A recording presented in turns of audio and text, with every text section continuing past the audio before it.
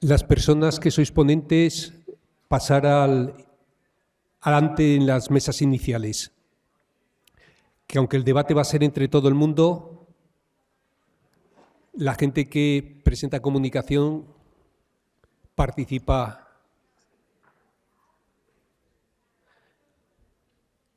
No seáis tímidos ni tímidas. Muchas gracias. Vemos que hay gente que nos hace caso. Eso está bien.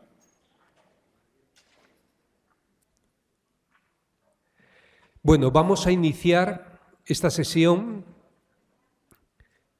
que es una sesión de debate. Deja la anterior un momentito y ahora esta. Vamos a hacer primero la presentación nuestra de esta mesa que, como veis, no es paritaria, lo cual siempre es una limitación, pero esta ocasión la hemos tenido así. Y entonces empiezo presentándome yo y luego Charly se presenta y ya iniciamos la sesión.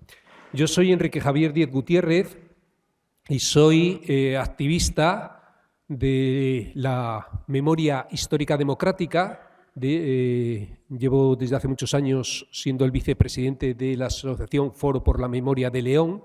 Sabéis que buena parte de todo lo que fue la recuperación de la memoria histórica democrática se inició en El Bierzo, en una zona de León, y aparte de eso también soy académico. Lo último que he publicado sobre esto es la asignatura pendiente, la historia silenciada, o recientemente este año sacamos 2 volúmenes sobre la memoria histórica democrática de las mujeres como unidades didácticas, es decir, como herramienta de trabajo fundamentalmente para el profesorado y para la comunidad educativa.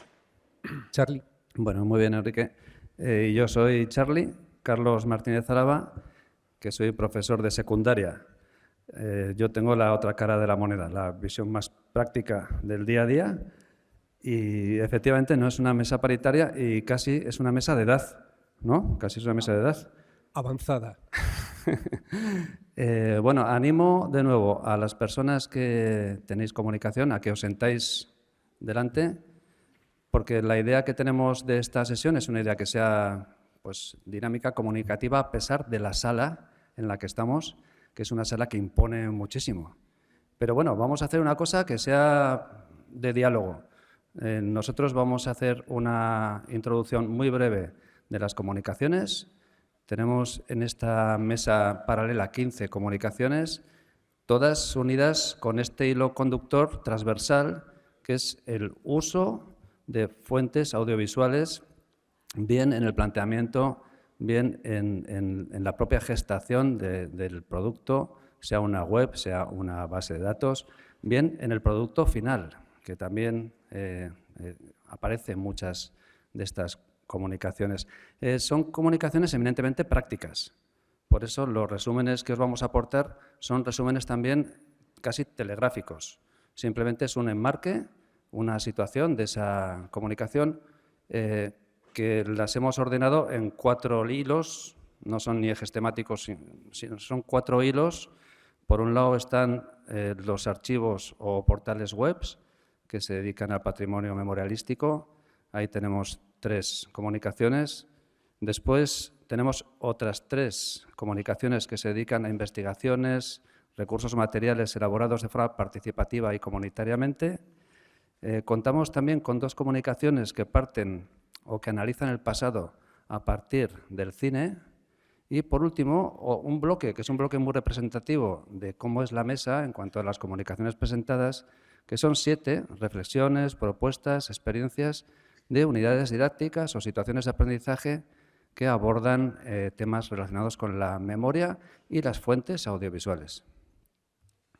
Bien, podemos pasar a la siguiente diapositiva. Muchas gracias. En primer lugar, se presentan 3 comunicaciones sobre lo que acaba de decir Charly, archivos, portales, páginas web de patrimonio memorialístico. En concreto, César Layana y José Miguel Gastón, levantar la mano, por favor, así os localizamos. César, ya te vemos ahí. Nos presentan ambos Oroibidea, Camino de Memoria.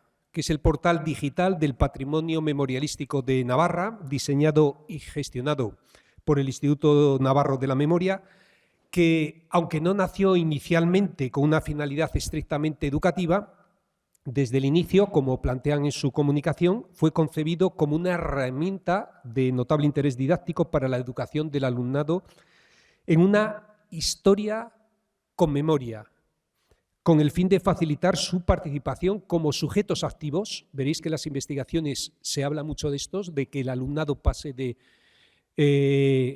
pasivo a ser sujeto activo en la investigación a partir de las fuentes disponibles y la reflexión crítica y ética sobre su dimensión, consecuencias y proyección en nuestro presente frente a los discursos negacionistas y revisionistas que ahora ha protagonizado fundamentalmente Vox aquí en España, pero que han sido comprados en el marco ideológico por el Partido Popular también, el PNV, etcétera, etcétera, partidos que tradicionalmente no tenían esas posiciones inicialmente. En segundo lugar, Maite Sola Landa y David Mendaza Clemente. Levantad la mano, por favor, y así os localizamos.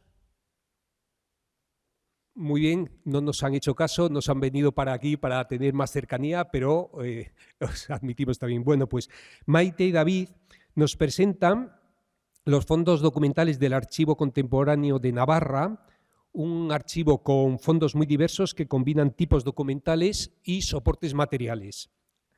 Desde el archivo digital al documento papel, pasando por planos, por fotografías, audios, vídeos, pegatinas, carteles, folletos, revistas, prensa, etcétera.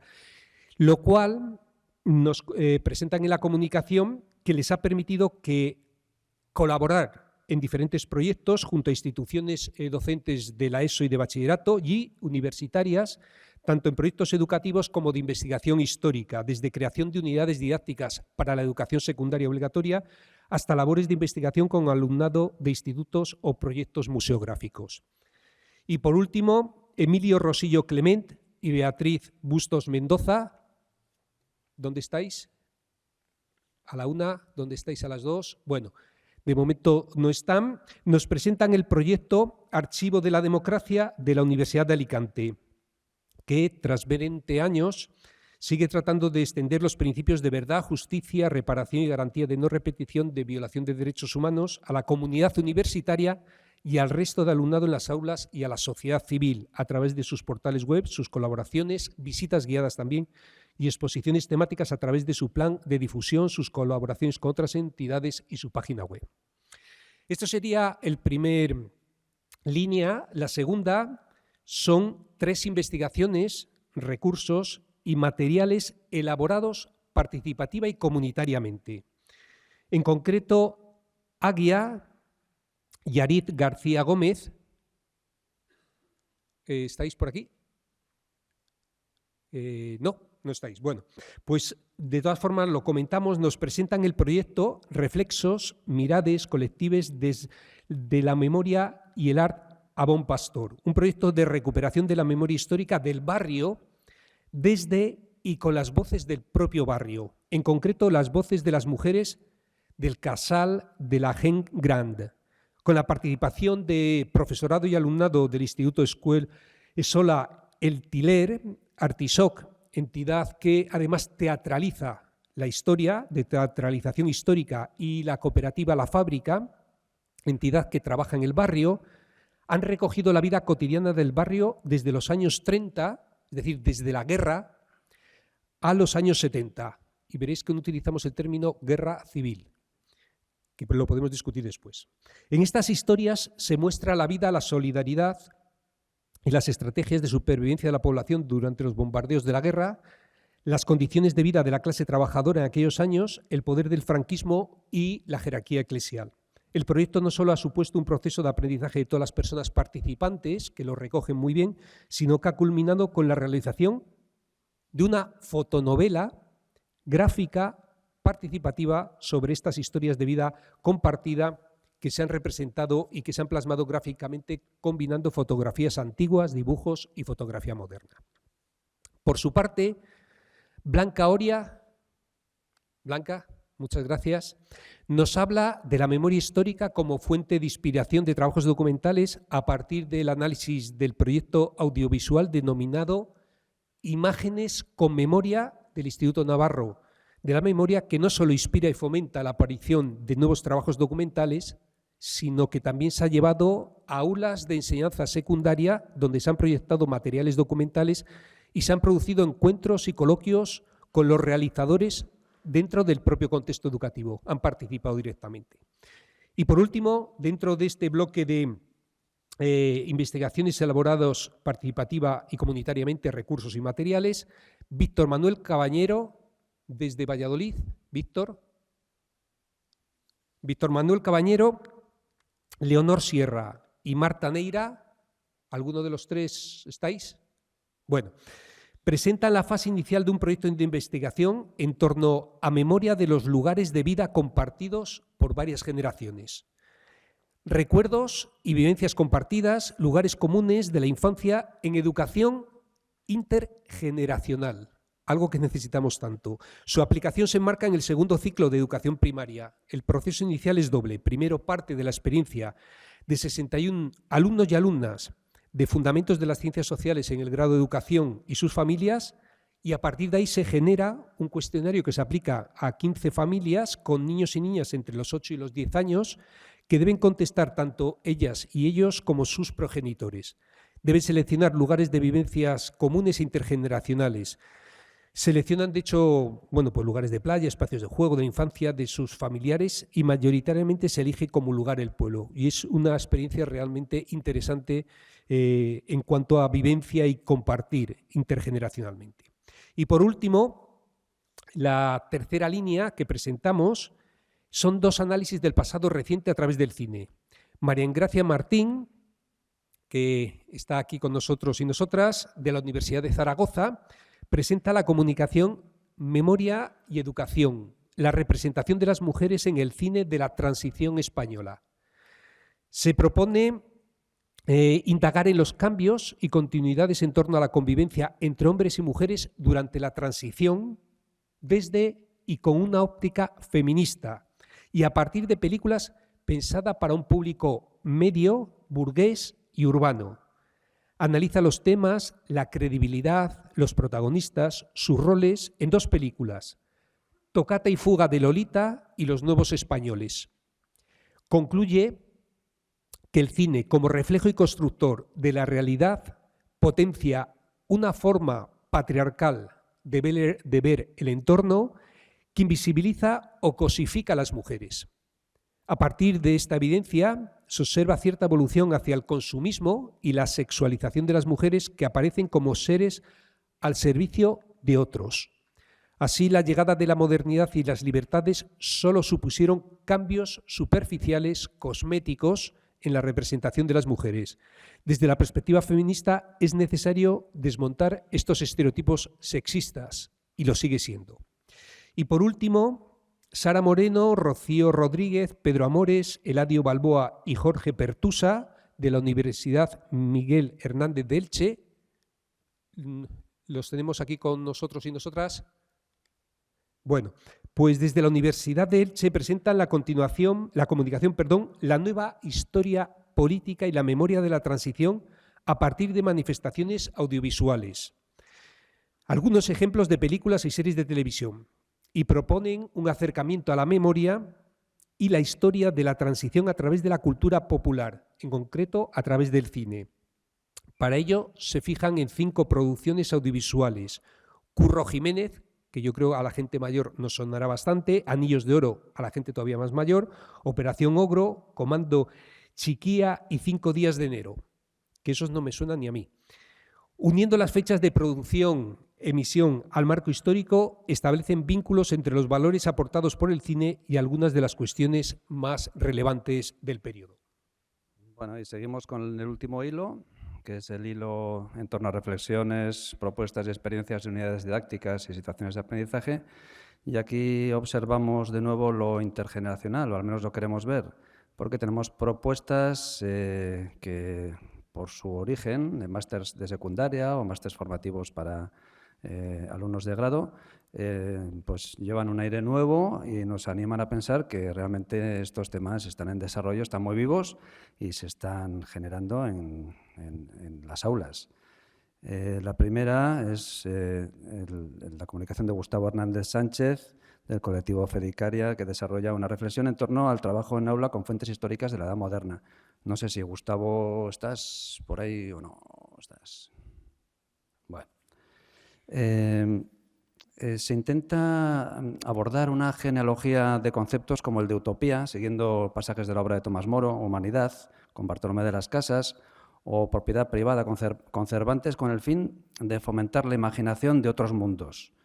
Desde una perspectiva de educación crítica de la memoria y desde la didáctica crítica de las ciencias sociales, planteada siempre desde Fedicaria, a partir del uso de recursos digitales y el fomento de lectura, se trata de pensar históricamente, problematizar el presente, rescatando el pasado ausente, el pasado ignorado de los vencidos, de modo que el tiempo pretérito deja de ser un depósito inerte de experiencias y hechos y se convierte en un objeto de confrontación dialéctica con el presente, considerando que de ello se derivan las características de una historia con memoria que codifica una propuesta epistemológica de profundas implicaciones anticapitalistas, exactitud positivista y atención al sufrimiento, rigor científico e interés emancipatorio, pesquisa genealógica de los problemas de hoy bajo el signo del pensamiento crítico, que eso está en la base de prácticamente todas las propuestas didácticas que os presentamos.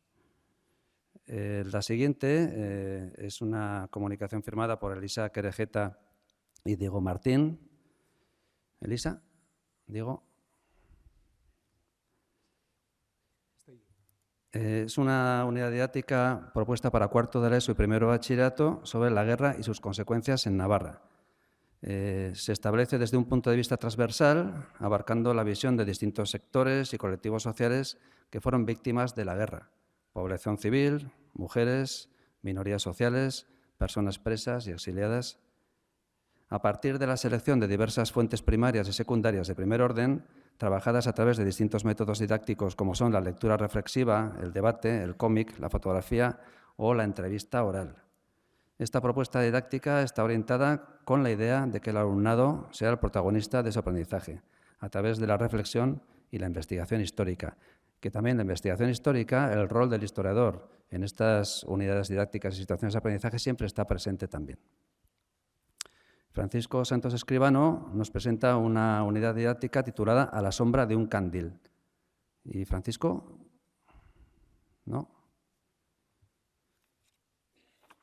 Se propone entender el hambre del pasado a través de las batallas de nuestros abuelos. Se hace a través de una metodología histórica rigurosa en el uso de las fuentes y se utilizan recursos y actividades donde el alumnado entienda y empatice con la generación de los abuelos en la posguerra, así como un libro, que este libro tuvimos la ocasión de conocerlo en el anterior congreso, como material de apoyo reflejo de las vivencias que se ha elaborado a través de las encuestas que durante 9 años los alumnos del IES Valle del Ebro realizaron a sus abuelas y sus abuelos. Hay también una base de fuentes documentales oficiales procedente del Archivo Municipal de Tudela y, sobre todo, de la Hemeroteca Municipal y del Diario de Navarra. La siguiente comunicación la presenta Irene García Lino, del IES Pablo Díez de Boñar. Irene. Bueno. Se realizó con alumnado de cuarto de la ESO y se trata del proyecto titulado Revivir la historia de nuestros abuelos, la guerra civil en Boñar y de Puebla del Lillo, 1936-1937. Se plantea una actividad que es muy curiosa porque parte o tiene como objetivo hacer la recreación histórica de distintos acontecimientos, pero a partir de la investigación histórica de fuentes visuales, fotografías de la época, y esa recreación histórica la hace el alumnado. Los alumnos se convierten así en recreadores históricos de la guerra civil, reviviendo algunas escenas cotidianas, tanto civiles como militares, a través de fotografías, primero de época y luego las recreadas. Se practica así una empatía profunda con las situaciones vividas y sufridas por otras personas que vivieron la guerra civil en el entorno del instituto. Yo no sé si, no he mirado si tenía póster o no, pero yo os animo a que veáis las fotos, que son fotos muy curiosas. Es interesante cómo sale esa recreación histórica. La siguiente comunicación la presenta Olaya García de Amezaga, del máster de profesorado de la UMNA, que sí que está por ahí. Crea una situación de aprendizaje para la materia de Geografía e Historia de cuarto de la ESO. El proyecto consiste en elaborar un podcast como producto final. Realmente son 3 programas de un podcast en torno a la represión ejercida en Navarra por los golpistas durante la Guerra Civil y después durante el franquismo. Utiliza testimonios orales de Pamplona, Iruña y Olite, canciones, documentales. El alumnado, a partir de estas fuentes primarias y secundarias, se aproxima también al trabajo de historiadores e historiadoras y conoce nuevos métodos de difusión y divulgación de la historia a través del podcast. Y yo tuve la suerte de compartir con Olaya un año de prácticas o una fase de prácticas en el instituto. La penúltima comunicación la firma Irune Bueno, que también está por allí. Irune. Es otra situación de aprendizaje en la que se analizan las posibilidades de enseñar historia a través de la música. Está pensada para la asignatura de Geografía e Historia de cuarto de la ESO. ¿Cuánto juego nos da cuarto de la ESO en todas estas situaciones de aprendizaje? Cuarto de la ESO, primero bachillerato.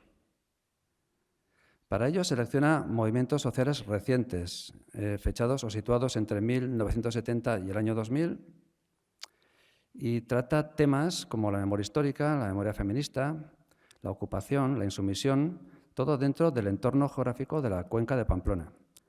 Se trata de movimientos recientes que raramente llegan a las aulas y el producto final es la elaboración de un mapa colectivo en el que se señalan los espacios de memoria oficiales, no oficiales o subalternos que aparecen en las canciones. Y las canciones y su microhistoria son temas de Barricada, de Nego Gorriak, de Cojón Prieto y los guajolotes de Parabellum, de Oscorri. Así el alumnado puede hacerse preguntas y responderlas en torno a la historia reciente de Pamplona, Euskal Herria o el Estado español. Y ya la última comunicación es una comunicación que está firmada por Melissa Gobén y Hélène Thierry, del Liceo Clement Magot de Cahors, que presentan el proyecto Compromiso, Ciudadanía y Fraternidad de Armas, los destinos paralelos del general Leclerc y el teniente de la 9, Amado Granel. El alumnado es un bachillerato mixto que se titula a la vez en Francia y en España, y una sección europea, o sea, son alumnos de estos bachilleratos específicos los que elaboran un documental sobre ambas personas. Tras su finalización, el alumnado decidió realizar un memorial efímero que celebrara la hermandad entre soldados franceses y españoles. Una vez diseñado y realizado, el alumnado organizó su inauguración el 8 de mayo de 2023 en Cahors. Y de nuevo yo os animo a que veáis las imágenes, si están asociadas al póster o no, pero de estos actos, tanto de los actos de recepción del premio en París como los actos de inauguración de este memorial en Cahors, porque son verdaderamente diferentes a las cuestiones a las que nosotros estamos acostumbrados, especialmente la entrega del premio en París, que es impresionante, esa ceremonia en el Panteón de los Hombres Ilustres. Por favor, pasar la siguiente diapositiva. Lo que se pretende es no solo seguir reflexionando sobre las experiencias, comunicaciones que se presentan, sino también plantear un debate colectivo en torno a las fuentes audiovisuales como vía de trabajo en memoria histórica democrática. Y por eso a raíz de la lectura del trabajo conjunto que hemos hecho, se nos han ocurrido una serie de preguntas y cuestiones que lanzamos. Las vamos a leer, las preguntas, y a partir de ahí, pensando en diversos aspectos de las distintas comunicaciones, son preguntas que se pueden complementar con otras, son cuestiones que podéis plantear, no solo las personas comunicantes, sino también el resto, participar o incluso preguntar a raíz de estas por parte del resto de los asistentes. Sí, simplemente las planteamos como una guía, las lanzamos ahí y luego pues ya veremos cómo avanza el debate. Son una docena de preguntas, por eso ahora vemos aquí las primeras 4, luego iremos pasando las otras imágenes. Muchas webs y portales dejan de funcionar o se quedan obsoletos cuando no se mantienen y se actualizan constantemente. ¿Cómo asegurar su mantenimiento y actualización? ya veis que van un poco dirigidas por los ejes temáticos también, ¿eh? O sea, van un poco dirigidas a las personas que han defendido las comunicaciones de este tipo de asuntos. Las web estáticas son cosa del pasado en un mundo de redes sociales y de inteligencia artificial, que es el que está más al alcance de nuestros jóvenes y que apenas consultan si no son forzados por su profesorado. La investigación sobre memoria histórica democrática no debería incluir a sus protagonistas también en el diseño y desarrollo de la propia investigación y no como meros objetos de investigación, avanzando en una investigación acción participativa democrática, tal como plantean algunos de los proyectos de investigación presentados.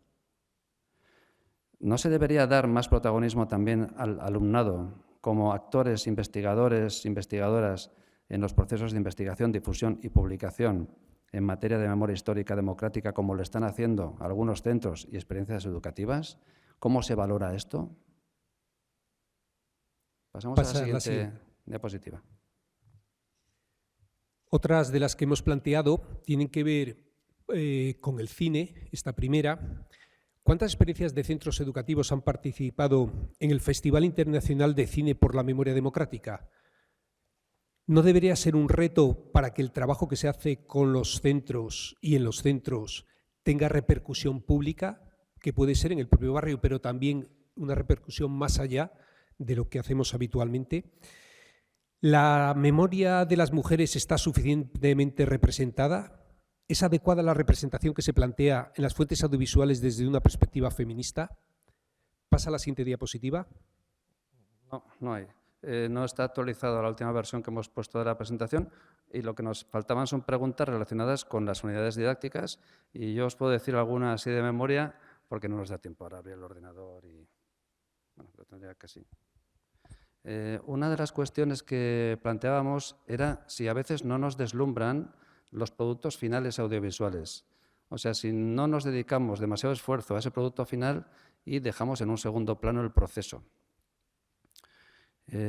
Otro asunto era hasta qué punto necesitamos una formación específica, ahora que estamos hablando también de cuestiones intergeneracionales, ¿no?, para abordar este tipo de productos, sobre todo teniendo en cuenta que el mercado de aplicaciones es tan cambiante y tan variado que da la sensación de que nunca estamos al día.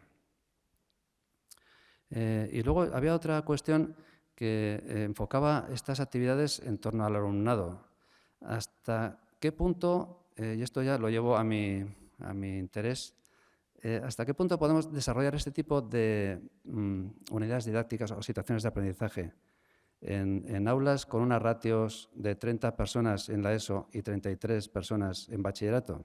¿Cómo organizarnos en espacios que son espacios que se diseñaron a 1,20 m² por alumno?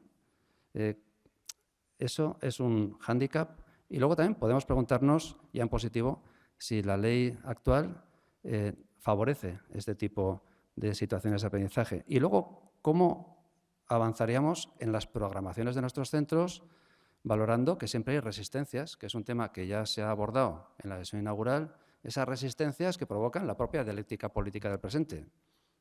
¿Cómo introducir estas situaciones de aprendizaje? Y esto especialmente estoy mirando a vosotras que las habéis planteado acabando el grado de formación del máster de profesorado, cómo llegar a un departamento en el que encuentras resistencias serias para poder implementar este tipo de actividades. Bueno, pues así, soltamos todas estas cuestiones a la arena y ahora ya pues ir pidiendo el turno para hablar sobre esto que os hemos planteado, sobre vuestras comunicaciones, que realmente es lo interesante, o sobre lo que os parezca más adecuado.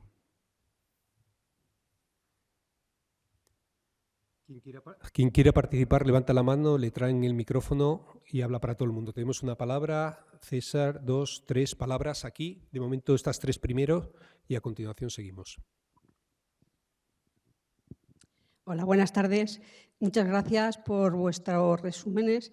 Yo quisiera plantear algo importante en relación con una de las preguntas que hacíais, y es si la memoria de las mujeres y en concreto la representación de las mujeres en la ficción audiovisual ¿cómo está representada?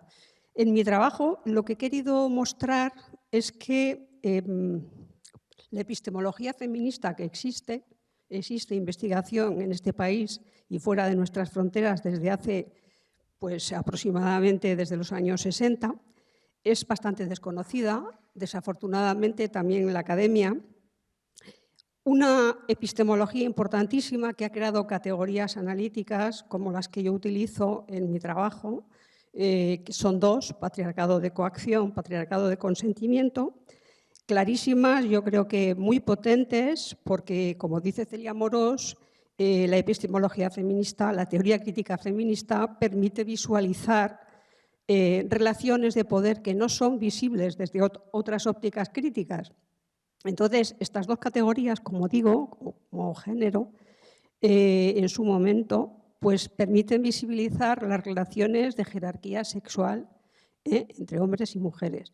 En concreto, se visualizan perfectamente cómo la dictadura misógina franquista fue un patriarcado de coacción, claramente.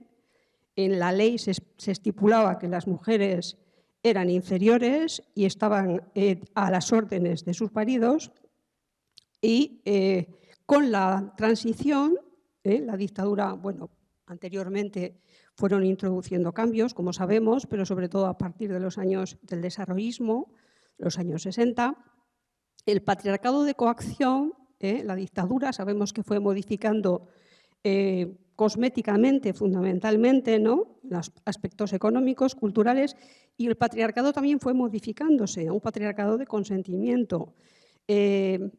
Y el cine es muy interesante, esa tercera vía mostraba y al mismo tiempo construía un tipo de sociedad, ¿no?, la sociedad de consenso que luego, digamos, tendría amplio eco.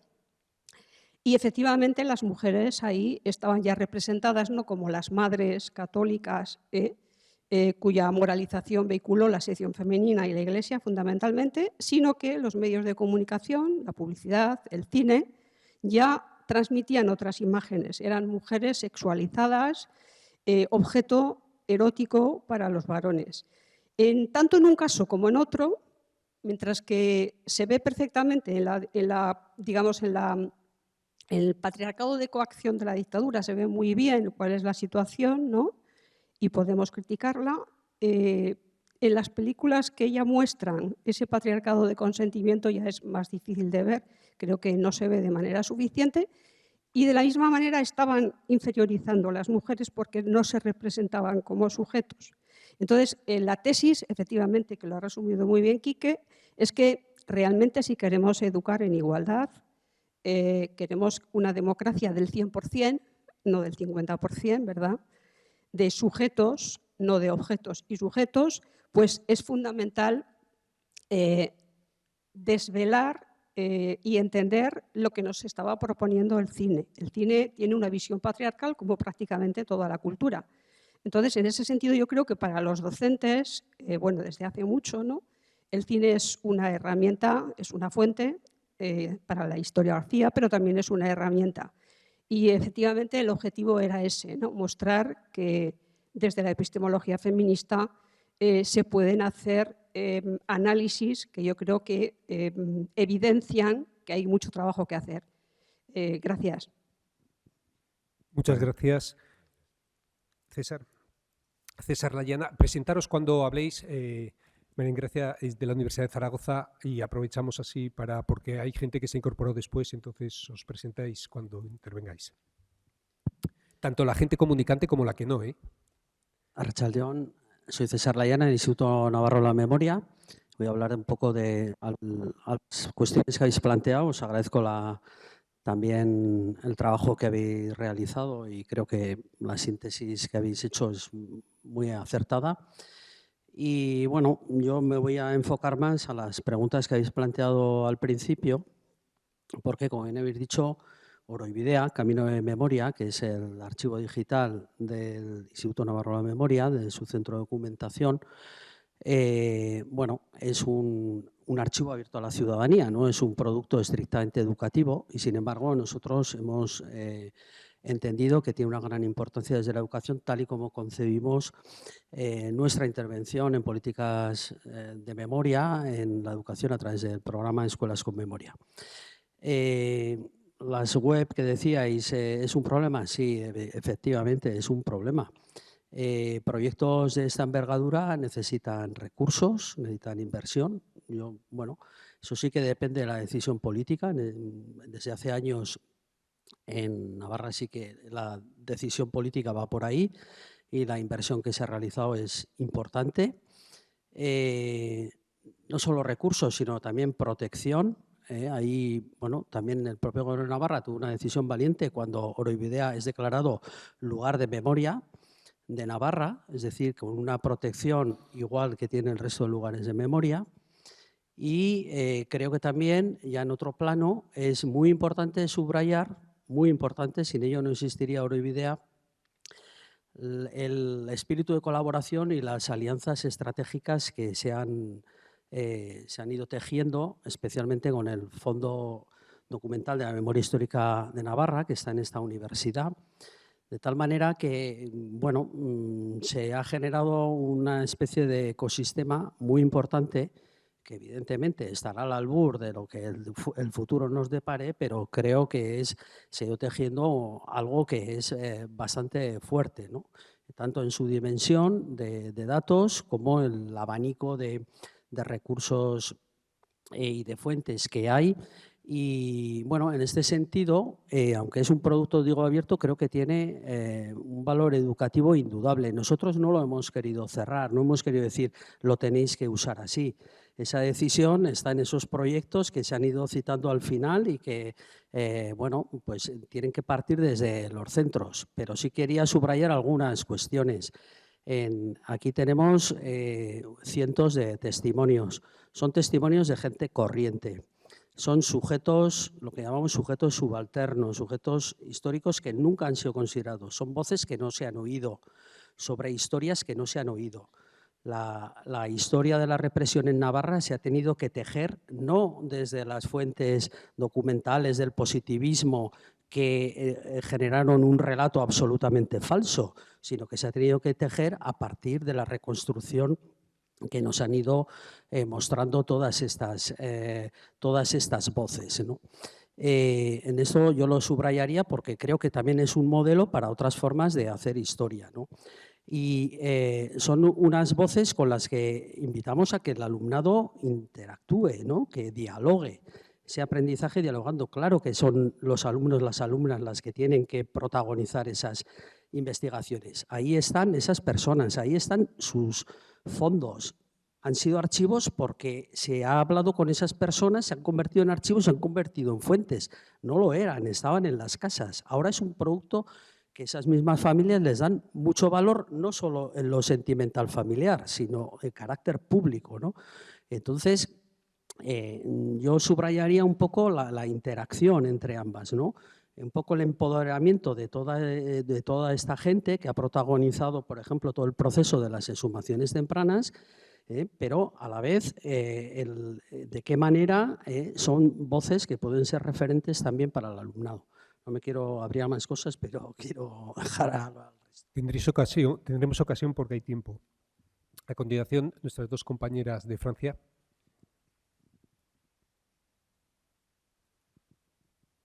¿Funciona? Sí. Sí, nos gustaría aportar algunas precisiones en cuanto al origen de nuestro proyecto, de la realización también, porque esto me parece que da una pista de respuesta a la pregunta relativa al protagonismo de los alumnos, y también hablaremos un poco de la continuidad de este proyecto, porque este proyecto lo hicimos hace 2 años ya. Bueno, buenas tardes. Pues yo gustaría hacer una relación entre nuestro proyecto que trata de los destinos paralelos del general Leclerc y del teniente de la 9 Amado Granel con lo que han dicho Elizabeth Lira y Ricard Viñés. Para nosotros, primero, este proyecto viene del poder, es decir, del Ministerio de los Ejércitos francés. Pues el Ministerio propuso trabajar sobre el itinerario del general Leclerc. Y para nosotros, profesores en Bachivac, relacionar Leclerc con los soldados españoles de la 9 era una idea fenomenal, evidente, sí. Y pues este programa es muy original porque permite, dando dinero, financiamiento, por supuesto, trabajar con archivos, con viajes de estudios sobre un tema. Y luego el Ministerio financia también el grabado, pues, de un documento, propone un documental de todo el proyecto, de todas las etapas del proyecto, y ese documental fue presentado en una ceremonia en el Panteón en París. Pues aquí podemos entender cómo los alumnos fueron los protagonistas de la memoria, de la transmisión de una historia también. Y ellos participaron en una ceremonia también para celebrar el 8 de mayo, que en Francia el 8 de mayo es el día para conmemorar el final de la Segunda Guerra Mundial. Y pues honrar a los soldados de la Segunda División Blindada franceses y también españoles es un acto de memoria internacional compartida. Y eso me parece se relaciona con lo que ha dicho Elizabeth Lira. Es decir, pensar en la memoria de manera positiva. Cómo nosotros, vecinos, podemos compartir una historia común sin compartir las mismas ideas políticas.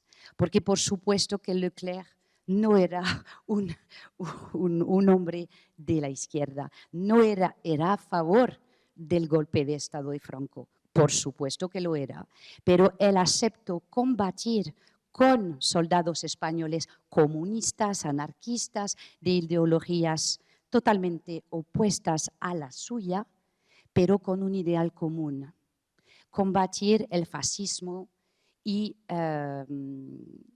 poder reconstruir la libertad y todas las ideologías positivas para reconstruir una sociedad que al final puede vivir, en la que todos pueden vivir juntos a pesar de su diversidad y a pesar de sus diferencias ideológicas. Y eso pues fue sí, muy conmovedor para los alumnos también. Y es una experiencia sí, muy importante. ¿Y cómo valorizar finalmente estos proyectos? Nosotros pudimos trabajar con diferentes actores, ayuntamiento, el Ministerio de los Ejércitos, por supuesto, pero también con el ayuntamiento, con la región, es decir, la comunidad autónoma para vosotros, la provincia, etc. Y el museo de la Resistencia de nuestro pueblo de Cahors nos propuso dejar nuestro trabajo, el monumento efímero que hicimos y también el documental pues, que presentamos en el museo. Para un día decir, vamos a hacer una exposición y vamos a presentar el trabajo de los alumnos, también pues, permite que al final haya un legado. Bueno, bien, sí. Muchas gracias. Y para acabar, únicamente para volver sobre la noción de protagonismo, la elección de este documental finalmente en el que dos alumnos daban vida, por una parte a Leclerc y por otra a Amadou Graney, con testimonios en francés y en español. Era también una manera, el título era Destinos Paralelos, y los alumnos se pusieron en los zapatos finalmente de estos dos héroes. Y esto a nivel de protagonismo y de motivación fue algo muy fuerte también. Muchas gracias. Más intervenciones, más palabras. Tenemos ahí una palabra, dos de momento. A medida que vais interviniendo, la gente podéis pedirnos la palabra y vamos tomando nota más o menos por las situaciones. La segunda la tenemos el compañero. Adelante. Hola, sí. Por favor, ¿nos puedes poner la primera diapositiva para que sepan en qué mesa está la gente que aparece por ahí? Vale. Adelante. Bueno, buenas tardes. Soy Mónica del Rey. Tengo un comunicado más adelante en otro tema. Bueno, primero que nada, agradecer a todas las personas que se encargan de los archivos porque son una fuente básica. Bueno, yo también tengo una investigación sobre mujeres rapadas y tengo que decir que me gustaría agradecer, por ejemplo, al Fondo Documental de la Memoria Histórica en Navarra. Mi labor en estos momentos es localizar nombres de mujeres rapadas que fueron rapadas en toda España. Y en este fondo documental, solo gracias a una búsqueda, se pueden encontrar más de 500 mujeres que fueron rapadas solo aquí en Navarra. Ese trabajo falta en muchos lugares del Estado español que no se ha hecho. Simplemente no aparecen. Creo que la investigación sobre las mujeres aquí está muy bien documentada. Quería agradecer eso. Y luego quería comentar respecto a la forma de cómo presentamos los archivos, las páginas web que hemos dicho que se quedan obsoletas. Y quería hilarlo también con lo que hemos hablado en la otra mesa, ¿no? ¿Qué es lo que estamos haciendo? ¿Qué error estamos haciendo con el alumnado para que tengan esa concepción de la extrema derecha? Pues a lo mejor esto sería uno de los temas a tener en cuenta, ¿no?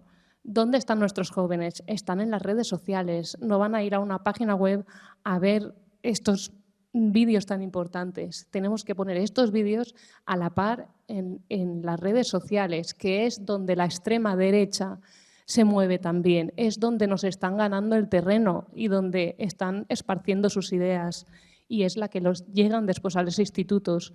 Creo que las páginas estáticas sí están bien, pero tendrían que tener su paralelismo en forma en que los jóvenes perciben ahora mismo la información, el mismo tipo de subtitulado, la misma, o sea, los mismos fragmentos de tiempo, o sea, la misma duración, todo para que se les sea mucho más atractivo.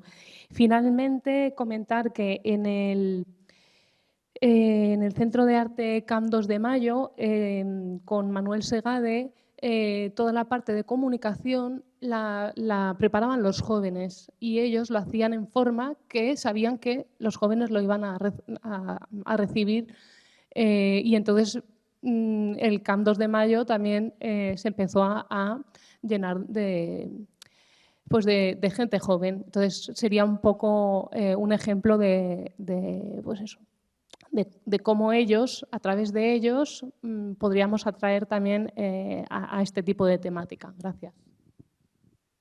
Adelante. Muchas gracias.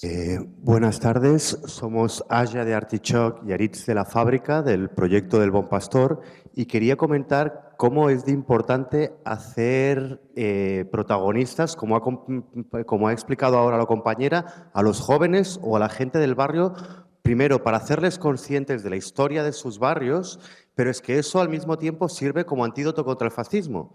Porque si en un barrio como el Bon Pastor, de carácter popular, que tuvo que hacer 1000 luchas para conseguir el centro de atención primaria médica, el instituto público, el centro cívico, la biblioteca, la plaza, y cuando tú vas a explicar, y más los abuelos o las abuelas, que son los abuelos y las abuelas de los niños que van al instituto, explicando cómo pasaban hambre y cómo recibían la represión de las fuerzas represoras en el franquismo. Entonces, claro, primero, esos chicos tienen automáticamente referentes cercanos, familiares cercanos, abuelos, tíos, primos o vecinos, que les explican cómo fue aquello.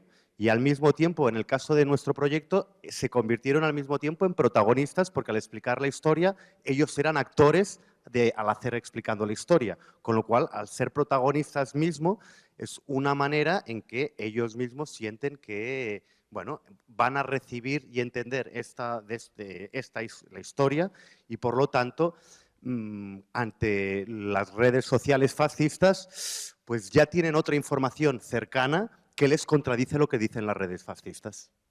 Muchas gracias. Muchas gracias. Vale, estoy al lado, pues le cojo el micrófono, ¿vale? Con su permiso. Nada, solo comentar que estabais dando como muchos mensajes de cómo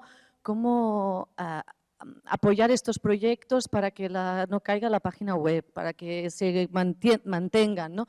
Creo que las escuelas son espacios de colaborativos a tope, que sabéis que estáis en un barrio o en una ciudad o en un entorno y que no estáis solos, ¿no? Yo soy de una organización que hacemos 25 años que damos la lata a según qué escuelas y ambientes y no por mí, no por mí que estoy en Barcelona, pero que hay organizaciones que apoyan. O sea, cuando una organización, nosotros no dejamos que caiga la página web, ni que caiga el proyecto. Es el tercer año que estamos en Bon Pastor. O sea, el tema es no aislarse, ¿no?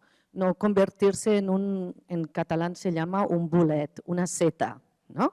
Una cosa única, súper chula que ha pasado, que ha funcionado. Pues todo aquello que funciona hay que mantenerlo y hay que machacarlo. Y hay que encontrar alianzas para que se mantengan estas páginas, para que se mantengan las pequeñas financiaciones, porque en Francia no pasa, ¿vale? Nada, solo para dar el testimonio de alguien de fuera de la escuela.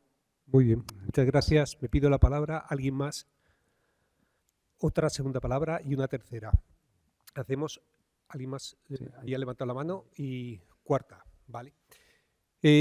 Algunas cuestiones en torno a lo que habéis planteado que a mí me parecen interesantes porque luego tenemos que hacer una síntesis y un resumen que luego leeremos al final.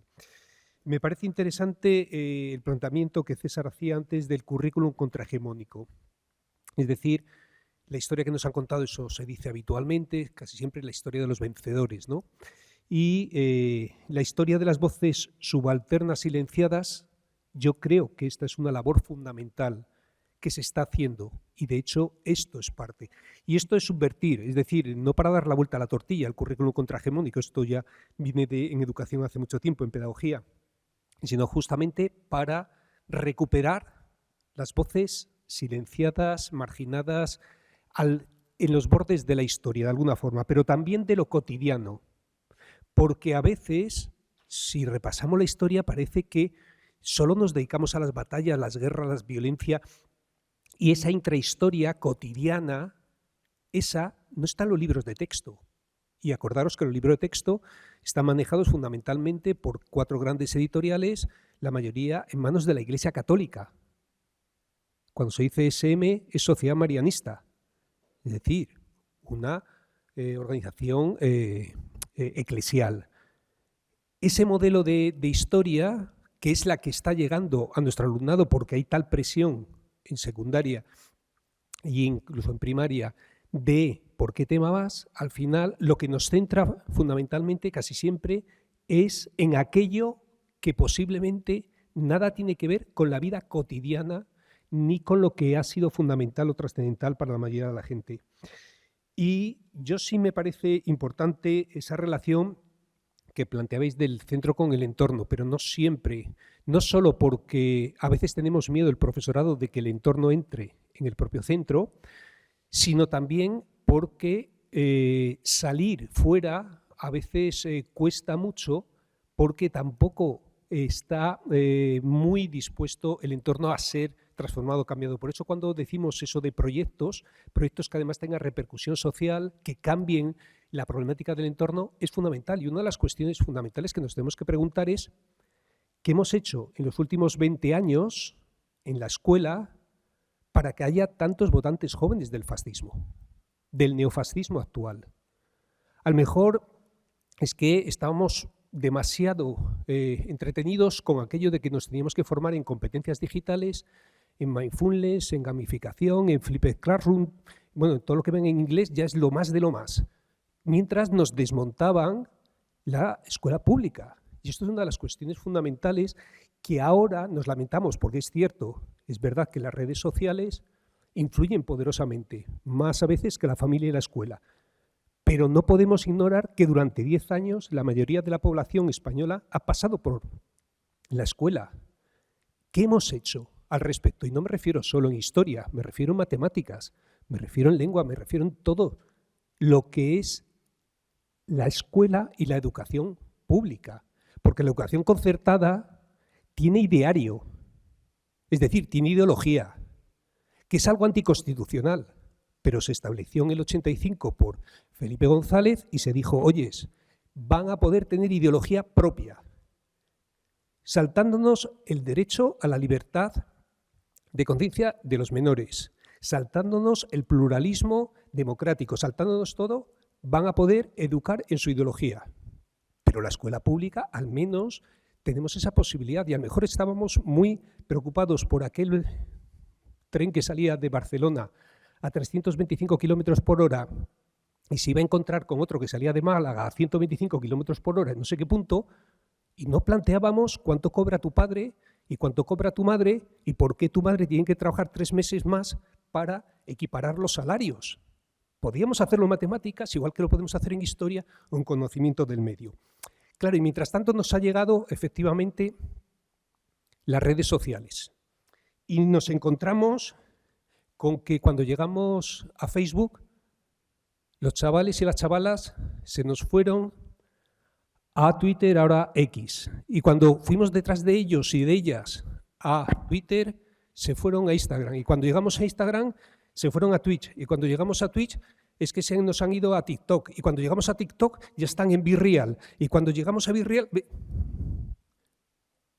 Y la universidad mía dice hoy, noticia bomba, la Universidad de León entra en TikTok. Porque tenemos que hacer la cosa más animada. Efectivamente, el problema es que quien está en TikTok fundamentalmente es Vox. Y quien está penetrando esa mentalidad colectiva es la ideología neofascista, que además integra el neoliberalismo perfectamente, sin ningún problema. Y está generando un modelo de pensamiento que, claro, en el primer documental que yo produje, que se titulaba Los campos del silencio, sobre los campos de concentración franquista en el año 2009, dirigido por Eloína Terrón, entramos en clase de un instituto de secundaria, en Fabero, en El Bierzo, donde hubo un campo de concentración. Y les preguntamos al alumnado, oyes, ¿sabéis que vuestros abuelos fueron esclavos de Franco? Ni uno solo de los chicos y las chicas, excepto una que algo había oído en casa, sabía que sus abuelos habían sido esclavos de Franco, presos de Franco en ese campo de concentración para Minas Moro en la explotación del carbón. De esas grandes empresas que se enriquecieron y que ahora cotizan en el IBEX 35. No tenían ni idea que ellos habían nacido y ellas habían nacido allí precisamente porque sus abuelas vinieron a que pudieran sobrevivir sus compañeros que estaban presos. Claro, cuando nos encontramos con esto, yo sí que creo, efectivamente, que tenemos que estar en las redes, que tenemos que hacerlo, como comentaba la compañera, de forma paralela y que tenemos que espabilarnos. Porque es verdad que el futuro tiene un largo pasado, pero ese antídoto contra el fascismo no parece que funcione tanto, porque en Alemania mira que tienen educación en memoria histórica contra el fascismo y los neonazis están en el Bundestag. Y mira que también todos los países, es verdad que España es una anomalía en eso, la construcción de las democracias en todos los países después de la Segunda Guerra Mundial fue antifascista. Habíamos superado el fascismo y por lo tanto se construía la democracia desde el antifascismo. España no, fue el olvido del pasado, ¿no? Esa ley de punto final del 77 que nos olvidamos y solo las familias, las asociaciones memorialistas, los especialistas interesados podían trabajar esa memoria, pero no nos vinculamos con la memoria republicana. Y entonces teníamos que seguir y olvidar. Vale. Pero es que tampoco esos países. Y tenemos un serio problema porque estamos reproduciendo casi exactamente buena parte de lo que pasó en los años 30. Y nos tenemos que preguntar, que es que también en aquel momento llegaron a través de la democracia y que es que en aquel momento decíamos, si un cabo perdido de la mano de Dios en Alemania, qué tontería, Alemania que es un país civilizado y eso, y les tenemos a las puertas. Decía Albert Camus que esa peste no conseguiremos erradicarla hasta que no superemos el capitalismo. Y la ficción democrática deja de existir para los que tienen los privilegios en el momento que temen perder cualquier privilegio y sueltan a los perros del fascismo. Y les tenemos a las puertas. La compañera. Adelante. Hola, muchas gracias. Me llamo Blanca Oria y presenté una comunicación sobre un proyecto que se llama Imágenes con Memoria, que está patrocinado y promovido por el Instituto del Navarro de la Memoria. En realidad era un intento de sistematizar todo el trabajo que se había hecho a lo largo de 6 años, porque esto empezó en el año 2019 y este año se ha celebrado la 6ª edición. Y bueno, un poco en ese recorrido de sistematizar temas y sistematizar un poco todo el trabajo que se había hecho, fui descubriendo una serie de cosas que estaban ahí, pero que a mí también me sorprendieron. Aproximadamente se suelen visionar unos 40 documentales más o menos al año relacionados con memoria, de los cuales se vienen a seleccionar en torno a 12, 14. Claro, lo que da es que en el plazo de 6 años se han visto en Pamplona, tanto en los cines como en las aulas, en torno a 70 documentales y que han pasado por la ciudad unos 50, 60 documentalistas que han venido a presentar todos los trabajos. Entonces, un poco con todo eso, analizaba la idea de qué puede suponer todo ese material, que todo es documental, como digo, a la hora de llevar estos materiales a las aulas. Y solamente os voy a señalar 4 cosas que me parecen fundamentales de estos encuentros audiovisuales. Uno, que al tratarse de documentales estamos hablando de investigaciones previas muy importantes, porque la gente que hace un documental, tú también has comentado, pues a lo mejor se pega 7 años, 10 años, 5 años elaborando materiales, recopilando entrevistas, testimonios personales, que creo que es un elemento fundamental, recogiendo material del cual luego en ese documental probablemente a veces no se vuelca ni un 10% de todo lo que está recogido. Pero lo que sí que hace es que si tú tienes todo ese material y vuelcas un 10% en tu documental, tú sabes el 100%, porque es el documentalista. Entonces eso me parecía muy importante a la hora de llevar a las aulas. Cuando te has hecho la pregunta, yo creo que lo que hay que llevar a las aulas, yo no me dedico, no soy docente, yo soy periodista, pero creo que lo que hay que llevar a las aulas es autenticidad, y la gente que se pega 5 años trabajando, 7 años trabajando en algo, realmente lo que pasa es que de eso sabe mucho. Entonces, cuando tú llevas al aula al cineasta que ha hecho ese trabajo, los chicos y las chicas que están allí, lo que sí que saben es que esa persona que está allí ha hecho un trabajo importante y serio, y eso yo creo que se valora. Luego en las aulas pasará lo que pase, es verdad que hay veces que hay muchos alumnos, que hay pocos medios, yo ahí ya no voy a entrar, pero valorar un poco ese trabajo de investigación que se hace, ese trabajo previo al documental. Valorar también el hecho de que estos encuentros audiovisuales traen a los protagonistas. Nos pareció importante desde el principio que los propios realizadores, a veces viene algunos de los testigos, gente que ha dado testimonios, algunas veces viene gente que, pues no sé, que ha sido dibujante de la animación que hay en el documental. O sea, que podemos arropar bastante todos los trabajos, y eso nos parece importante a la hora de transmitirlo también a la gente joven. Dicho esto, los encuentros no son solamente para las aulas. Las aulas es una parte, los cines es una parte importante, y lógicamente en los cines también viene la gente joven. Destacar esa importancia de los coloquios, valorar también un tema, eso lo pondría un poco en tercer lugar, valorar un poco el tema de cómo las nuevas temáticas, solo en estos 6 años, se han visto temáticas que se han ido echando encima un poco de los propios documentalistas. Yo creo, antes hablaban de las exhumaciones tempranas, podemos hablar también de los campos de concentración, de sitios de exilio, de temas como la desbandada, de una cosa que nos parece muy importante y es que se acerque hasta aquí la realidad de todo el Estado, porque estamos hablando de que a veces viene gente de Asturias con la problemática específica que hubo a veces en Asturias con el movimiento guerrillero, por ejemplo, del tema de Valencia, con todo lo que tuvo Valencia de ser capital, por ejemplo, durante un tiempo en la... o sea, cada zona, digamos, Navarra tiene también su idiosincrasia. Hemos tenido ese no ser un lugar de pérdida de la guerra, sino todo lo contrario. Aquí se ganó, bueno, aquí estuvieron los ganadores. Entonces creo que eso es importante, traer una realidad de todo el Estado y a la hora de llevar a las aulas creo que es fundamental. Y una cosa con la que quiero terminar, simplemente destacar que los trabajos que se presentan tienen una cosa muy importante a la que me gustaría animar tanto a los que son docentes como a los alumnos, etcétera, etcétera, que es la captación de testimonios reales. Se están acabando todos los testimonios reales, los documentales, porque obviamente la gente está desapareciendo. Esos testimonios reales, este año se pasó, por ejemplo, un documental sobre los guerrilleros de Asturias. Los testimonios de esos guerrilleros eran con diferencia mucho más importantes incluso que el propio documental, digamos.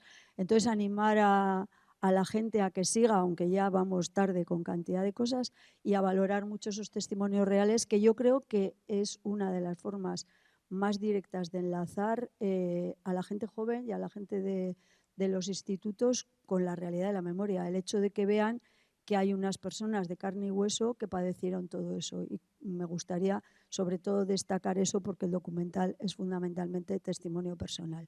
Y nada, muchas gracias. Muy bien, gracias Blanca. Bueno, estamos ya al final de la sesión. Últimas intervenciones, que sean breves, si queda alguna más. Hola, buenas. Soy Eneco Gamarra, que aquí con Irantzu Senosiain hicimos una unidad didáctica sobre la memoria en educación primaria. Yo como docente de primaria voy a decir 2 cosas. Creo que, por lo menos en la primaria, las 2 cosas que veo que son necesarias son la primera... ¿se me escucha bien? Sí, un poquito más fuerte, mejor. Que me levante. Eso, mejor. Joder, qué presión. Lo primero, creo que es súper importante la formación del profesorado porque, por ejemplo, la unidad que llevamos a cabo Irantzu y yo, mucha gente que la ha visto no se atreve a llevarla a cabo por el poco conocimiento que tienen del tema. Entonces creo que sería importantísimo, por ejemplo, en la universidad, que hubiera una asignatura más específica en temas de memoria. Y luego, por otro lado, yo estoy cansado de ver cómo en tercero, cuarto, quinto, sexto se trabajan todos los años los planetas y es casi como obligatorio, ¿no? Luego es verdad que nadie se lo sabe de memoria, pero los planetas siempre se dan. Entonces creo que es importantísimo que haya una intervención, ya no sé si gubernamental o de las comunidades o de los propios centros, de exigir que se trabaje la memoria, porque nos quedamos en Roma y de ahí no avanzamos en primaria. Ya sé que en la ESO sí, pero en primaria no. Y cuando realmente trabajas temas un poco más recientes de memoria, el alumnado reacciona de una manera súper positiva porque les toca de cerca y están súper motivados. Así que eso, gracias. Muy bien, muchas gracias. Bueno, aunque nos riñan un poquito, que esto ya sé que se tenía que acabar ya, 2 intervenciones muy breves, muy breves, muy breves. Y vamos con las conclusiones también muy breves, Enrique. Bueno, Kaixo, yo soy Olaya y bueno, soy alumna aquí en la UPNA. Bueno, mi intervención va a ser muy breve, más que nada porque bueno, yo he propuesto el hacer una situación de aprendizaje y quería decir, a raíz de todo lo que estáis diciendo, sobre todo a los que son docentes, impulsaros a llevar a cabo estas prácticas, porque es posible con la nueva legislación. La legislación actual permite el tocar temáticas que pueden resultar incómodas, hacer uso de testimonios orales en documentales, en música. Las canciones tienen muchísima información que aportar que se puede llevar al aula y sobre todo esto lo que impulsa es el interés del alumnado.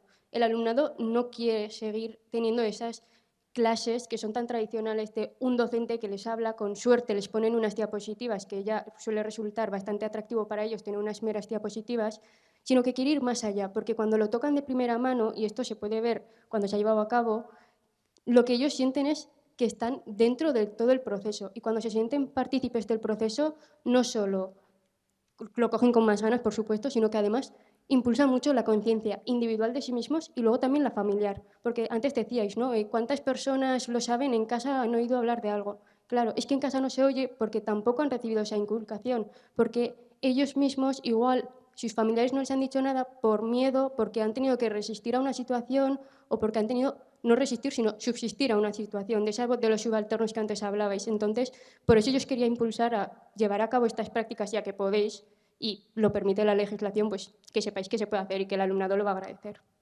Gracias, Olaya. Última intervención, Irune. Bueno, Arratsaldeon, yo soy Irune y también he presentado comunicación y estoy totalmente de acuerdo con lo que ha comentado mi compañera Olaya. La ley sí que favorece el tratamiento de pasados traumáticos o recientes, al mismo tiempo de que se busca también, como se ha comentado, un alumnado activo y participativo. Y pues nada, comentar que creo que las tecnologías, depende de cómo se usen, siempre, ¿no?, teniéndolo en cuenta, que sí que son un buen medio para trabajar con el alumnado. En mi caso propuse un mapa colectivo interactivo para que lo tratase todo alumnado. Para mí era también algo nuevo, pero para ellos también no están acostumbrados, y sí que es verdad que mediante la memoria y el recurso de... el uso de este tipo de metodologías, ellos también entienden que la memoria se ubica, ¿no? Estamos constantemente llevando pasados traumáticos que hacen referencia a un espacio, pero no ven ese espacio, no lo ubican.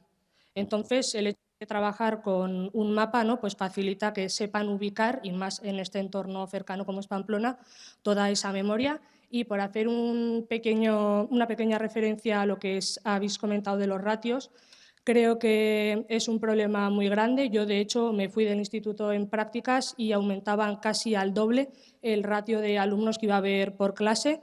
Y no es solo cómo puede afectar esto a la hora de llevar a cabo unos proyectos, sino el día a día, las explicaciones que tienen que hacer todo el profesorado y, sobre todo, también que no es fácil para el profesorado, pero tampoco para ellos. Y, sobre todo, lo digo de cara al alumnado que tiene diagnósticos. Y esto es todo. Muy bien, pues muchas gracias, Enrique. Estos señores, estas señoras tienen que irse al teatro, así que vamos con las conclusiones. Leo las conclusiones. Los archivos de patrimonio memorialístico y las webs que difunden sus recursos y materiales en formatos audiovisuales muy diversos son una herramienta valiosa y clave para acceder a las fuentes históricas y a los testimonios reales, y poder trabajar con el alumnado con un método histórico riguroso e iniciarles en la investigación histórica. Una historia que incluya también las voces subalternas silenciadas desde un currículum contrahegemónico y crítico.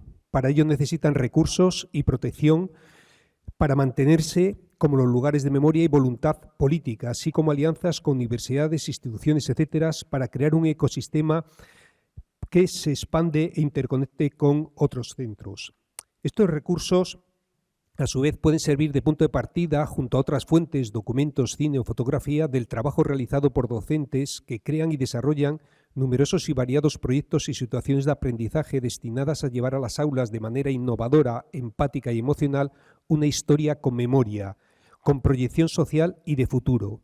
Y todo ello debe ser planteado con la implicación activa de los propios jóvenes en la recuperación de un pasado que nos pertenece a todas y todos, escuchando las voces también de los protagonistas directos del mismo, sobre todo aquellos que han sido invisibilizados e invisibilizadas, especialmente las mujeres, o elaborando sus propios materiales de forma participativa, audiovisuales, libros, fotonovelas gráficas, etcétera, ayudándoles simultáneamente a interpelar de forma crítica nuestro presente desde esa historia con memoria, con un interés emancipatorio, feminista y crítico.